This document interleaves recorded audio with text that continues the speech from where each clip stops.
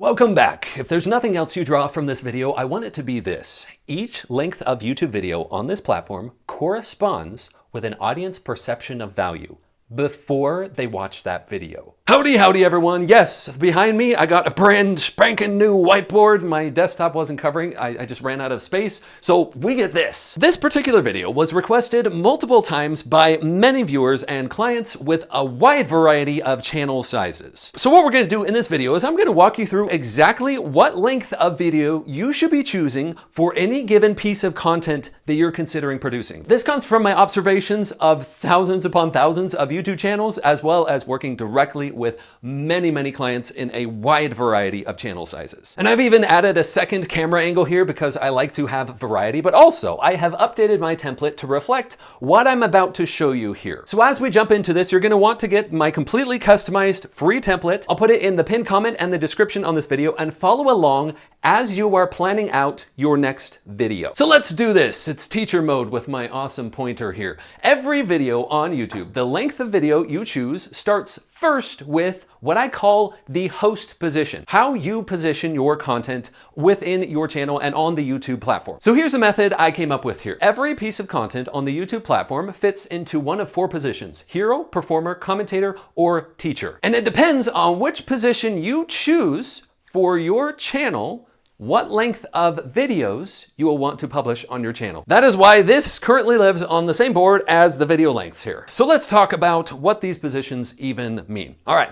If you have your content positioned as a hero, what that means is you are the one within your videos that are experiencing the thing. You're the person that is having the experience, and you're bringing your audience along for that experience. Think of channels like these, where each video is, I experienced this thing, or I tried this certain thing. That is a hero position channel. All right, let's talk performer position. This is where you're creating original content. Typically, it's fully original content that has the primary goal of entertaining your audience, not necessarily to teach them a skill. This would be an example of that kind of channel, where every video on this channel is designed primarily as a performer. The host of that channel, as well as the content on that channel, are meant primarily to be a performance for the audience. All right, let's talk teacher channel. A teacher position channel looks like this, where most or all of the videos on the channel are intended to help the audience accomplish something. Like there's a certain skill set that the audience is trying to accomplish. They're showing them how to do things. All right, you got that? It's time to talk commentator channel. This is where you are providing an outside perspective on an already existing piece of content or already existing events. So a commentator position channel might look like this, where the majority of the content is either a reaction or it's providing commentary on news or other events that happened outside of the realm of that channel alone. Now, why does choosing a position for your content matter so much? And especially, why does it matter as related to video length? It's because of this. I've spent considerable time observing channels. And one of the questions that I'll often ask myself is, why are the views on this channel that I'm looking at right now so inconsistent? And if anyone watching this can relate with that feeling, where you get one video that gets, let's say, 5,000 views, and then the next video is 100,000, and then the next video is 20,000, this might be happening to you. Very often, it's because the host of that channel doesn't have this dialed in. They don't know exactly why their audience is there. You see, the idea behind choosing a host position is creating safety with your audience. When your content is predictable, and they know what the relationship between them and your content is, they feel safer, and therefore, in most cases, your views become much more consistent. Let me know if you want an entire video just about this concept, because I'll do it. So let's start diving into the lengths here. But first, I wanted to explain some principles that are important to know. Principle one, I explained at the beginning of this video. Every video length on YouTube, any length that you can choose to publish a long form video on this platform, or shorts, honestly, which by the way, there's a bonus at the end about shorts. Every video published on the YouTube platform corresponds with a perception of value. Depending on what length you choose, and you can bet that your audience is savvy enough to judge your piece of content before they watch it based on how long it is. It's one of many factors, but it's one that nobody talks about. I have never seen anyone make a video about this specific thing. Which brings us to principle 2 here, and that is the video length that you select for your content needs to match your audience expectations before they click. So like I mentioned, we're gonna talk primarily about long form videos, but then we're gonna have a bonus about shorts at the end. Okay, it is time to talk about what each of these video lengths mean. Each of these corresponds with a number of minutes, 0 minutes to 4 minutes, 4 to 6, etc., on down the line. Oh yes, and I wanted to mention that the template that I put together for this, that I've recently updated to match this, should be used like this. What you want to do is add your next video idea to the production tab, copy over the template, and it will look like this. At the top, you're able to put your desired video length for that video, but then below it, each of the boxes or rows represents another concept or a section of time. So each of those boxes can be used to plan out roughly 30 to 60 seconds of the final video that you publish. So go ahead and add more boxes according to what you need. And what that does is it helps you keep on track as we are going through each of these video lengths. Each of these corresponds with a zone. This will help you remember which length to choose for your next video. And remember, each of these I'm talking about right now are long form standard videos on the YouTube platform. I'm not talking about YouTube Shorts yet. This one, 0 to 4 minutes, is what I call the meme zone. They tend to be more entertainment focused, quick laugh, or a quick moment from a video, etc. The 0 to 4 minute or meme zone is interesting because it almost always corresponds to the performer position. They almost always have an intent to entertain or create a quick laugh with the audience. And this is mostly because, well, what would you think if you saw a video on YouTube and it was called The Complete Beginner's Guide to Getting Started Gardening? Everything you need to know. And it was 2 minutes long. You see what I'm saying here? This is what is going on right now. This is why we're talking about all of these, all right? You ready? Let's talk about some more. Let's talk the 4 to 6 minute area. This is what I call the moment zone. The moment zone is distinct from the meme zone because in general, the moment zone fits a lot more types of content, a lot more types of positions. However, and this comes from a lot of observation and pattern recognition, etc., like I mentioned earlier on, as well as producing various types of content, both for myself and with clients. Most of the time, this area is still kind of off limits for most positions. I say this for many of the same reasons that I was mentioning earlier. If you saw a complete beginner's guide to learning Portuguese and it was 5 minutes long, you might be suspicious. You might think, do you really have enough time to tell me everything I need to know in 5 minutes? I don't know. So I almost called this zone the dead zone because many creators just should avoid this video length. Why? Because it's almost always better to go a little bit longer to this zone or this zone. So again, the moment zone tends to be best for performer channels. Yet again, there are a few more. You'll see a few more in the commentator and hero areas, not nearly as much in the teacher space because usually value in the teacher space means I'm gonna deliver something of value and I need enough time to be able to do that effectively. Let's move on to this next area, the 6 to 8 zone. This is the zone that I call the rare zone. When I say rare, I'm not talking about there are the fewest videos here. I'm talking about perhaps it should be more rare than it is. When you make a video that is 6 to 8 minutes long, it typically can perform well in any of these positions. If you're teaching something, if you're commentating, if you're performing, or if you're doing a hero type of video. But here's why I call it the rare zone. Most channels that reach this point, the 6 to 8 minute point, think, you know, I could just go a little bit longer and get mid-roll ads.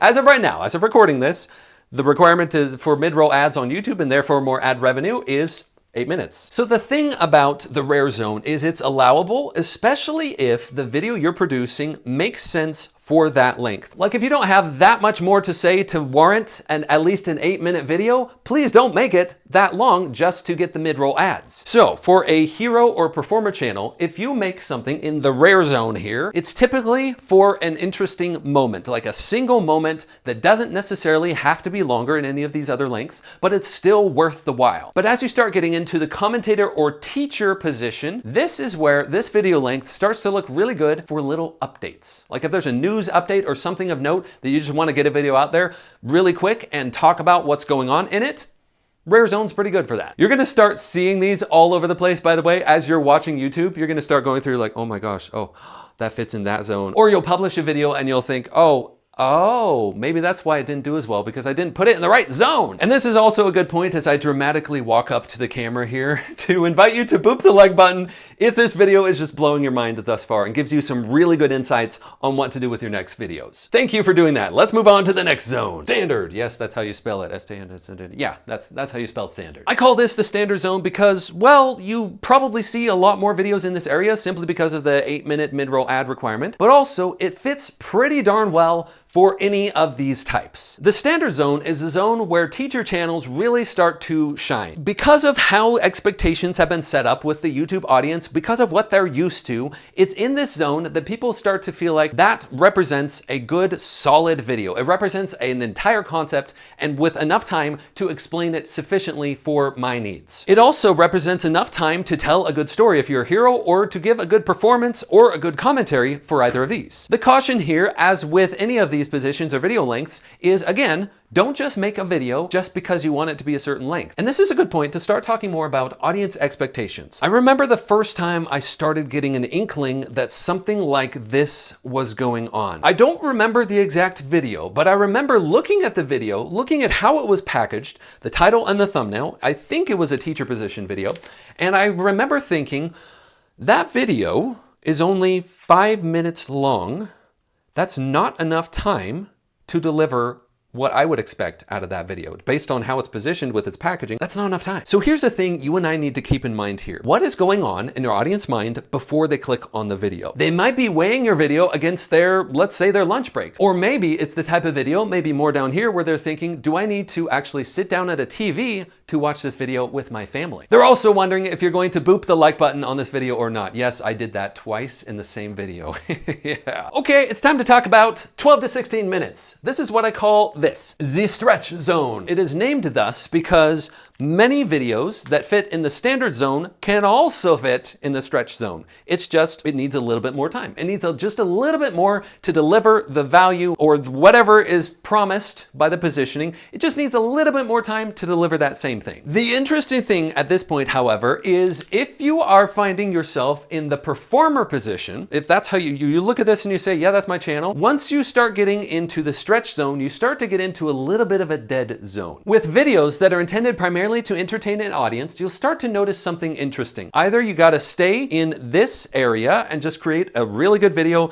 that's fairly fast-paced and delivers, etc. Or, and you'll see this as you look at YouTube after watching this video, you're gonna start seeing this, or you jump this entirely and go right into 20+ minute videos. Now, why is that? It's because of viewer expectations. If they're just wanting a quick entertaining video, they're probably gonna choose a shorter length video. However, if you're entertaining enough and you've proven that you have the chops to keep them entertained over a long period of time, it's almost always advantageous to make your video longer. Especially, and I'm talking about particularly the performer channels here. It's almost always advantageous to do it that way because this is the part that not many people talk about. If you are able to make a video that people want to sit down at their TV to watch, your ad revenue goes way up. Why is that? Because people on the TV are much more likely to watch the entire length of the video. They're sitting down with their families and they're enjoying that all together. I think it is time to move on to the next zone here, 16 to 20 minutes. What is this zone? You ready for the grand reveal? I call this the odd zone. Why do I call it the odd zone? Because in most cases, it's better to just go shorter or go longer at this point. If you're reaching this area, it's almost always worth it to go one way or the other. There's just something about the 16 to 20 minute sector that begs the question, well, if you're already going that length, why don't you just go a little bit longer and make it a little bit more valuable? I don't know what it is, but there's something about the perception of once a video length starts with a 2.0 or a 2, like it's a 20-minute plus video, expectations shift. Audience members start to think, okay, this is a 20-minute video. That's a more significant commitment. Is it worth it? And spoiler alert, if it is worth it to the audience to watch a 20+ minute video, you are in a very good position. Which brings us to the next zone, 20 to 30 minutes. All right, I call this the high value zone with some hesitancy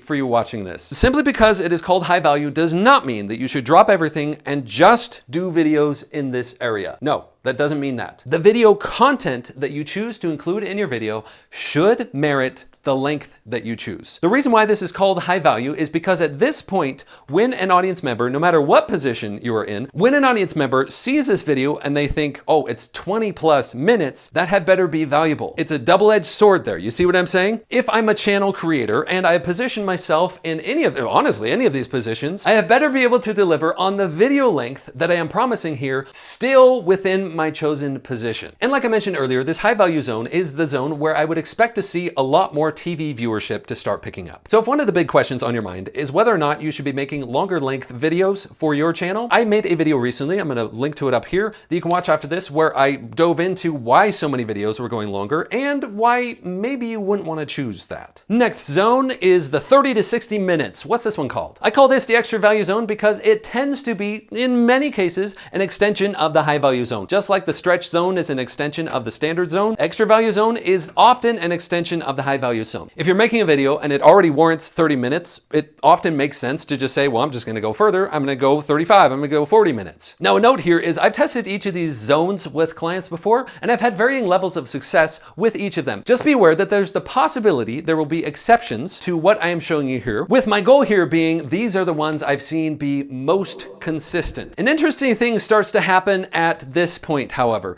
At the 30 minutes beyond, there's an invisible line right here where you start to gamble a little bit more. And this is what I mean by this. Is there anyone watching this that is doing a podcast? Have you ever run into the struggle of growing by just publishing podcast episodes? Or have you done a lot of live streaming and the videos are quite long in length? Have you found it that it's more difficult to grow? In many cases, I know there's always exceptions, right? But in many cases, that is because for an audience member, if they're brand new, they don't know who you are, and you don't have some proof of concept already, you don't have a lot of audience trust and a lot of views before they watch that video. If you're brand new and your audience comes to that video and they see it's a longer video, this also applies down here, by the way. If they see that, they're much less likely to trust you with their time. When we are up here more, there's a lot less perceived risk from the audience than down here. It's also often the case, especially when you get to the 45-minute plus video length, that the expectation is that video is not as well produced. It's not as well edited as normal videos on YouTube, and therefore people have to have the patience to abide by that. Which brings us to the last zone, which is this. I call it the dedicated zone because most of the time, for someone to want to watch a video in that area, they have to be really dedicated. Usually for someone to watch an entire video that is 60 or more minutes, they have to already know who you are, and they have to also want whatever you're delivering in that video for the duration of 60 minutes. It's a higher barrier to entry to be successful in the dedicated zone. However, just like the name implies, if you are able to get people in that zone and watching your videos regularly, dang, you got a dedicated audience. That's awesome. This is also a good point to point out how the template that I put together plays with this. What I've done with it is I basically created a process that you can walk through step by step what to do when you're producing a video. One of the big layers, one of the big things that contributes to the success of your video, which is why we're watching this video right now, before you make a video, it makes sense to input in the template your target length. It makes sense to put in there, hey, I'm thinking this is going to be a 12-minute video. And then just like you pre-decide the idea and the title and thumbnail for the video, you're setting an expectation for yourself before you even make the video. You see that? All right, as a thank you for making it to this point in this video, it is bonus round time. This is where I want to drop some extra things that I have been observing that you would not have gotten if you left the video before this point. You're welcome.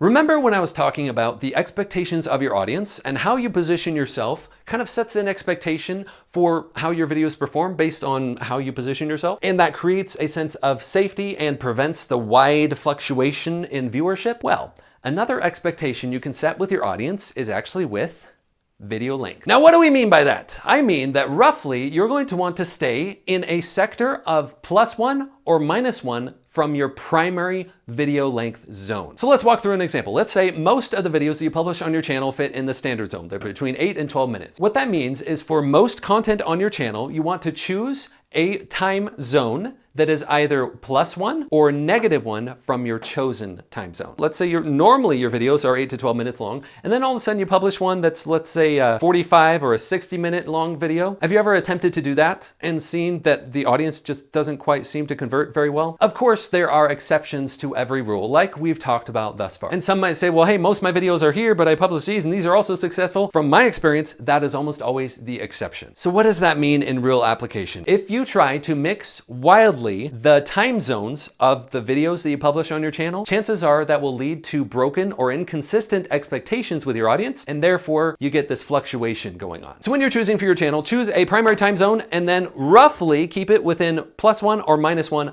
of that primary time zone. Bonus number 2, this is not on the whiteboard behind me because it is YouTube Shorts. Now, whether or not you're producing YouTube Shorts on your channel, it bears mentioning this even if you observe the viewer behavior. 0 to 15 seconds are what I would call the shorts zone. 15 to 30 seconds is a standard shorts zone. 30 to 60 seconds is a long short. Although recently with the rollout of long YouTube Shorts, meaning 60 to 3-minute long YouTube Shorts, this might get a little bit mixed up and muddied in the future. But from 60 seconds to 3 minutes long, this is what we call the capris, the floods, the jams, the tall shorts, the pants, the cargo shorts, a venti, or even pajamas. We're still being tested. It's probably the Wild West at this point, but the key thing here will be these longer YouTube Shorts will probably perform on the shorts shelf in some similar or parallel ways to longer videos, high value, extra value, and dedicated, meaning they probably have to be way better in order to perform well on that shorts shelf. So you'll want to get the template and join the group ASAP because I've given you full-on instructions on how to use it in the first email you get. And I have one of my favorite series that I have ever produced on this channel lined up for these next several months. So you'll want to stay tuned for those. Exactly how long it should be,